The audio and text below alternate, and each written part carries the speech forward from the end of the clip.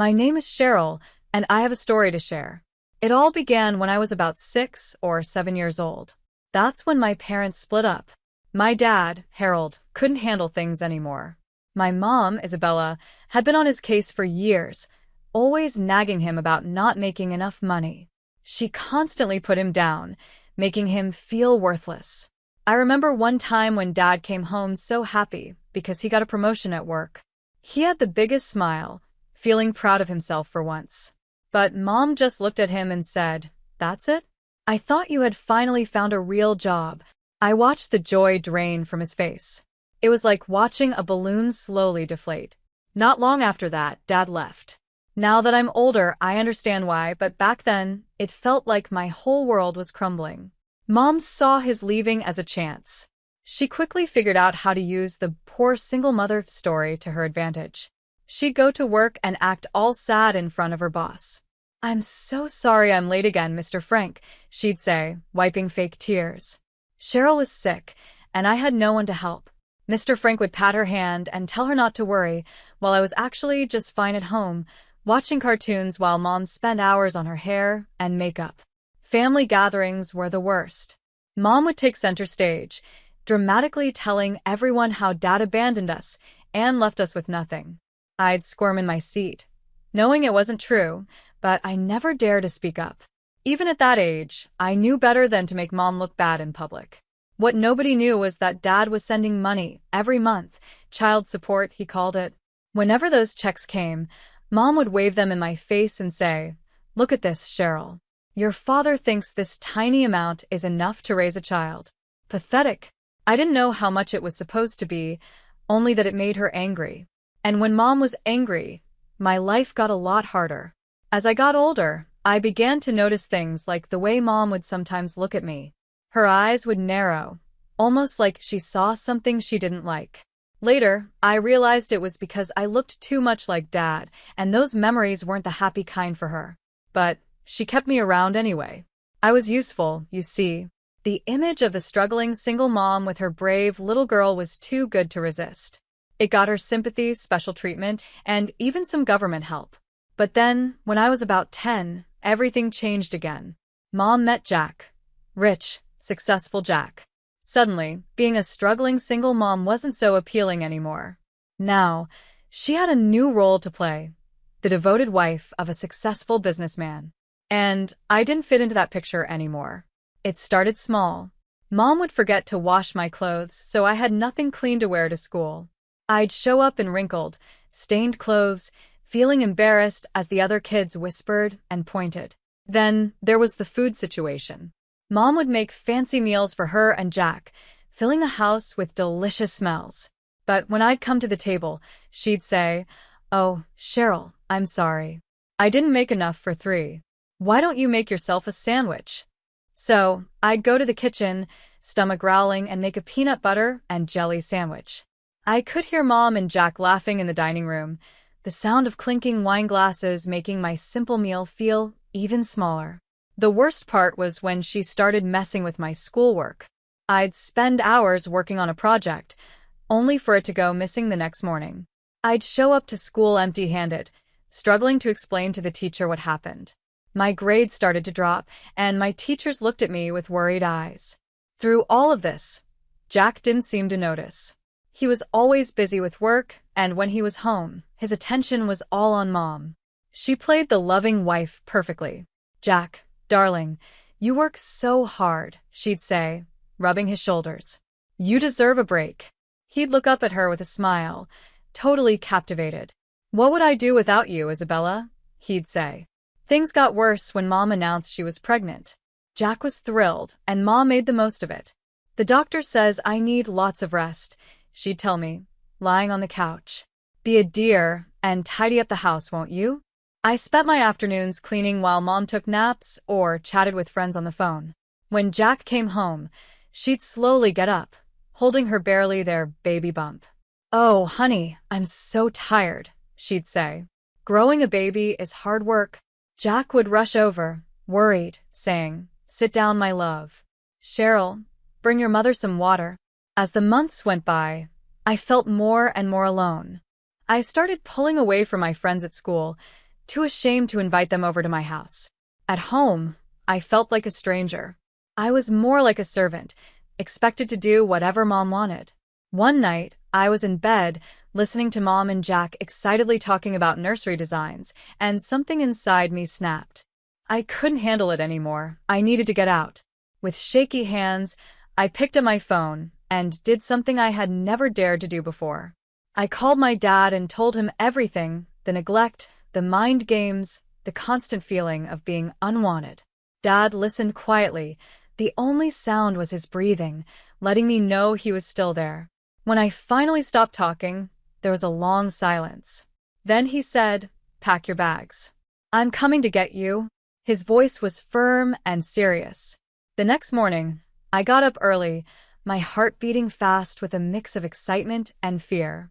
I had already packed my bags the night before, too anxious to sleep. As I dragged my suitcase down the stairs, I heard Mom's voice coming from the kitchen. "Going somewhere, Cheryl?" she asked. I froze, expecting a big fight. But when I turned around, I saw her leaning against the doorway with a strange smile on her face. She actually looked relieved. "I'm going to live with Dad," I said, my voice stronger than I felt. To my surprise, Mom's smile grew even wider. "Well, it's about time," she said, almost cheerful. "Jack and I could use the extra space for the baby." Her words hit me hard, like a slap in the face. Before I could say anything, I heard a car horn outside. Dad was here. Mom walked me to the door, that unsettling smile still on her face. "Have a good life, Cheryl," she said, almost pushing me out the door. As I walked to Dad's car, I glanced back. Mom was standing in the doorway, actually happy, waving goodbye. It was the happiest I'd seen her in years, and it was because I was leaving.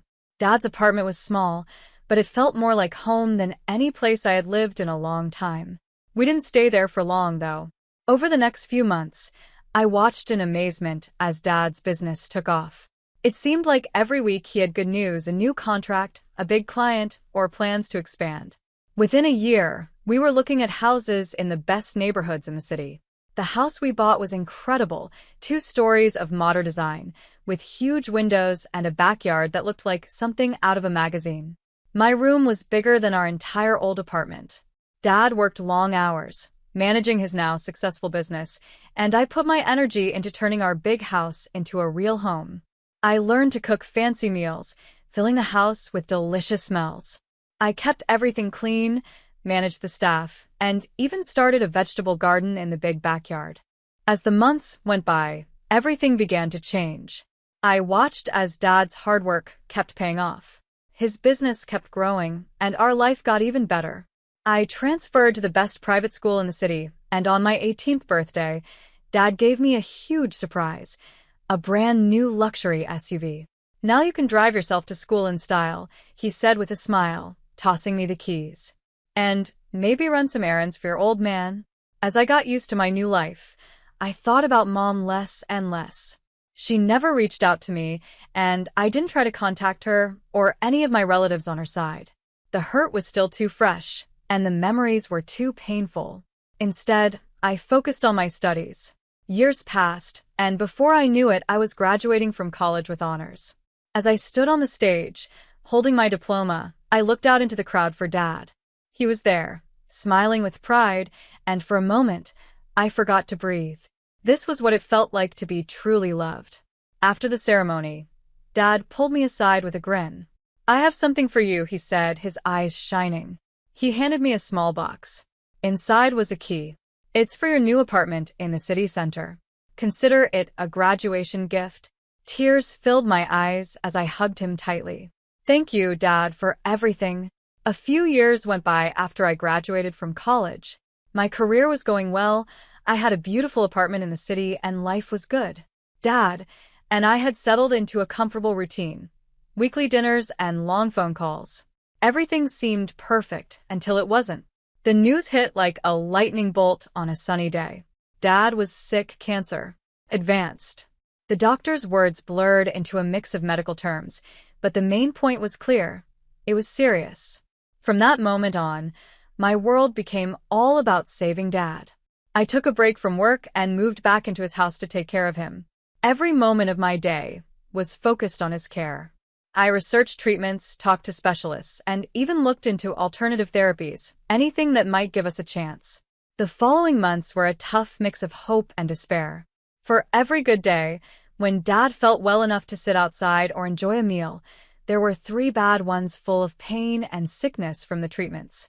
One evening, after a particularly hard day, I was helping him back to bed. He turned to me with a serious expression. "Cheryl," he said softly, his voice just above a whisper, "I need you to promise me something." I nodded, unable to speak because of the lump in my throat. "Promise me you'll live your life," Dad said. "Really live it. Don't let this hold you back." I wanted to argue, to tell him he was going to be fine, but we both knew that wasn't true. So instead, I squeezed his hand and said, "I promise, Dad." He passed away 3 weeks later. I was holding his hand when he took his last breath, telling him how much I loved him and how grateful I was for everything he had done for me. The next few days were a blur. I felt numb as I went through the motions of arranging the funeral. There were so many things to take care of: the casket, the flowers, the obituary. It all felt unreal, like I was planning something for someone else. I was at the funeral home, trying to choose music for the service, when my phone buzzed. The call was from an unknown number. I almost didn't answer, but something made me pick up. "Hello, Cheryl, it's your mother?" I nearly dropped the phone. After all these years of silence, she was calling now. "What do you want?" I asked, my voice cold. "I heard about Harold," she said, her voice softer than I remembered. "I'm so sorry, sweetie. I'd like to help with the funeral arrangements." I wanted to hang up, to tell her to leave me alone, but I was so tired, so overwhelmed. And a small part of me, a part one thought I had buried long ago, longed for a mother's comfort. "Okay," I heard myself say. "You can help." As I ended the call, I had a nagging feeling that I had just opened a door I should have kept closed. But with Dad gone, Mom was the only family I had left. Mom showed up at the funeral home an hour after our call with my half-brother, Brian. He was about 15 now, tall and awkward. I watched as Mom fussed over him, straightening his tie and smoothing his hair. It hurt, seeing her shower Brian with the care and attention I had never received. "What do you need me to do?" she asked. Despite my hesitation, I gave her tasks to handle. To my surprise, Mom was actually helpful. She managed the catering, arranged the flowers, and dealt with the constant flow of people offering their condolences. The funeral itself went by in a haze. I remember standing there, numb, as people I barely knew came up to offer their sympathy. Mom stayed close, her hand sometimes touching my arm as if to comfort me. It felt strange to have her there, acting like a mother after so many years of neglect. After the service, when people were leaving the cemetery, Mom came up to me again. "Cheryl," she said, "I know this might not be the right time, but I'd like to stay in touch. Maybe we could get coffee sometime." I stared at her, this woman who had made my childhood so difficult, who had been happy to see me leave. But now, she was the only family I had left. "Maybe," I said at last. "I'll think about it." To my surprise, Isabella actually kept her word. In the weeks that followed, she called me often, her voice always full of concern. "How are you doing, sweetie?" she'd ask. "Do you need anything?" At first, I was distant, giving short answers, not trusting her. But as the days went by and I started feeling the weight of Dad's absence, I found myself wanting some kind of connection, even if it was with Isabella. Our conversations started simple. She asked about my job, my apartment, my friends. But over time, her questions began to shift. "Your father's business," she'd mention casually. "I hope it's not too much for you. Harold always worked so hard." I would quickly change the subject. The truth was I was overwhelmed. Dad had left me everything, the company, the real estate. It was a lot to handle. And deep down, some part of me, sharpened by years of dealing with Isabella, told me to stay quiet about it. As the weeks turned into months, Isabella's hints became less subtle. "Brian is looking at colleges," she said during one call. "Tuition is so expensive these days. I don't know how we'll manage." I made a non-committal sound, my guard instantly up. Another time, she said, Jax had some setbacks at work. The economy is hitting everyone hard. It seemed like every conversation turned into a talk about money and their struggles. And each time, I felt the pressure in her words. Despite my doubts, Isabella's sudden acts of kindness began to break down my defenses. Against my better judgment, I started to help out with small amounts of money. It started innocently, paying for Brian's SAT prep classes, buying Isabella a new laptop when hers broke, even covering a month's rent when Jack's company hit a rough patch. "You're an angel, Cheryl," Isabella would say. "I don't know what we'd do without you." Each time she said it, I felt a warmth inside me. Was this what it was like to have a real family? Meanwhile, I threw myself into running Dad's company. I promoted his trusted deputy to director, while I remained the owner, making all the big decisions. It was hard work, but sitting in Dad's old office made me feel closer to him. As time went on, Isabella's requests became more frequent and bigger. What started as occasional help turned into regular expectations. The breaking point came one sunny Sunday afternoon. I was knee-deep in quarterly reports when Isabella called. "Cheryl, darling," she began, her voice overly sweet, "we've been thinking, it's been so long since we had a proper family vacation. We found this amazing package deal for a European tour." My stomach dropped. "Isabella, I don't know," I started to say. "It would mean so much to Brian." She cut me off. "After all we've been through, don't you think we deserve a little happiness?" I felt guilt mixed with anger in my chest, and before I knew it, I had agreed to pay for their trip. But it didn't end there. The day after they got back, Isabella was on the phone again. Now, about Brian's college fund, she said. This time her tone was demanding, not sweet. "We'll need you to set that up right away. He's got his heart set on Bordentown, you know." Something inside me snapped. All the years of neglect, the emotional games, the manipulation, they all came crashing back. "No," I said, my voice shaking. "No more, Mom." "I'm done." There was a pause. Then Isabella's voice turned cold. "After everything we've done for you, you ungrateful brat. How dare you turn your back on your family?" I let out a bitter laugh. "Family? You mean the mother who was happy to see me go? The one who made my childhood miserable?" The argument exploded. Isabella dropped any pretense of kindness, throwing insults and accusations. I fought back, years of anger and pain spilling out. "You're just like your father," she spat. "Selfish and cold-hearted." "Thank God for that," I shot back. "At least he loved me." The line went dead. I stood there, shaking, the phone clutched in my hand. The silence was overwhelming. When a chance for a month-long business trip abroad came up, I grabbed it. It was the perfect escape, a chance to get away and clear my head. As I boarded the plane, I felt a huge weight lift from my shoulders. Maybe some time and distance was exactly what I needed. After a month away, I was eager to get back to my own space. The trip had been successful but exhausting, and I couldn't wait to relax in my apartment. But when I turned the key in the lock, something felt wrong. I pushed the door open, and my heart sank. Everything was different. My carefully chosen furniture was gone, replaced by decorations I didn't recognize. A shocked couple stared at me from the couch. "Who are you?" I demanded, panic rising. "What are you doing in my apartment?" The man stood up, looking confused. "Your apartment? We bought this place a couple of weeks ago from a woman named Isabella." The world spun around me. Isabella. My mother. No, it couldn't be. There had to be some mistake. I stood there, my voice shaking. "I never sold this apartment. I've been out of the country." The couple looked at each other, clearly worried. "We have all the paperwork," the woman said, sounding unsure. "Maybe you should talk to your realtor?" I stumbled out of the apartment, my mind spinning. My first thought was to call the police and report a fraud, but something inside told me to confront Mom first. I needed to hear it from her own mouth. With trembling fingers, I dialed her number. It rang once, twice. "Hello, Cheryl." Mom's voice was overly sweet. "How was your trip?" "Cut the nonsense, Mom," I snapped. "What did you do to my apartment?" There was a long pause, and then, to my shock, Isabella laughed. A cold, mocking laugh. "Oh, Cheryl, she said, her voice dripping with fake sympathy. If you had just shared your money willingly, it wouldn't have come to this. You did this to yourself, you know. It felt like a punch in the stomach. You sold my apartment? How could you? I'm going to the police. Oh, really? Isabella interrupted, her voice suddenly hard. You're going to report your own mother?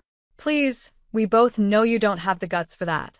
The call ended abruptly, leaving me standing on the sidewalk, homeless and in shock. But her smug confidence lit a fire in me. Without thinking, I hailed a cab and told the driver to take me to Isabella and Jack's house. I pounded on the door, anger and adrenaline racing through me. Jack answered, looking confused. Cheryl, what's going on? I pushed past him into the house. Where's Isabella? I demanded. She's not here, he said, looking even more bewildered. Cheryl, what is this about? In a rush, I told him everything, the apartment, Isabella's confession, all of it. As I spoke, I saw the color drain from Jack's face. That's impossible, he said, stunned. We don't need money for Brian's education. I've already set aside funds for that. We stared at each other, the truth slowly sinking in. With shaky hands, Jack started pulling out financial statements and credit card bills. As we went through them, the full story came out. Mom had secretly taken out loans and was drowning in debt. I had no idea, Jack whispered, looking shocked. I felt a strange mix of anger and pity. Jack had been just as deceived as I was. As the full extent of Isabella's lies came to light, a cold determination settled over me. This wasn't just about me anymore.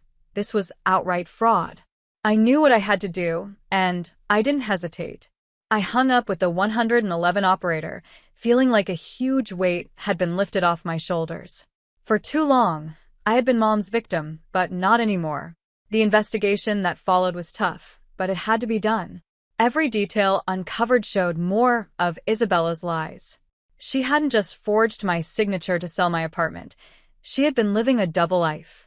The credit card statements showed fancy clothes, luxury spa visits, and stays at 7-star hotels. All of it was kept secret from Jack, and all of it was paid for through a web of lies and hidden loans. The trial turned into a media frenzy, with reporters crowding outside the courthouse, desperate for any bit of gossip. I hated being in the spotlight, but a part of me was glad to see Isabella's perfect image fall apart for everyone to see. In the end, justice was served.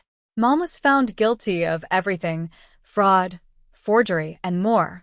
The judge's words still echo in my mind, Mrs. Isabella Sermon. Your actions show a complete disregard for the law and a betrayal of your family's trust. I sentence you to 4 years in prison and order you to repay the full value of the apartment to Cheryl Sermon. Jack was in shock throughout the whole thing. The day after the sentencing, he called me. Cheryl, he said, his voice shaky, I'm filing for divorce, and I'm seeking full custody of Brian. After what she's done, I can't let her be around him. Afterward, I started rebuilding my life once again. The money from the apartment was returned to me, and I used it to buy a small house on the edge of the city. A fresh start. I put my energy into running Dad's company, doing my best to honor his legacy. The work was challenging, but it felt good, and for the first time, I felt like I was really standing on my own. Brian and I stay in touch. He's in college now, studying engineering, with Jack's full support. It's a bittersweet connection, but I'm happy we have some sort of relationship. As for Isabella, I haven't heard from her since the trial. I don't know if she's tried to reach out, and honestly, I don't want to know. That part of my life is over.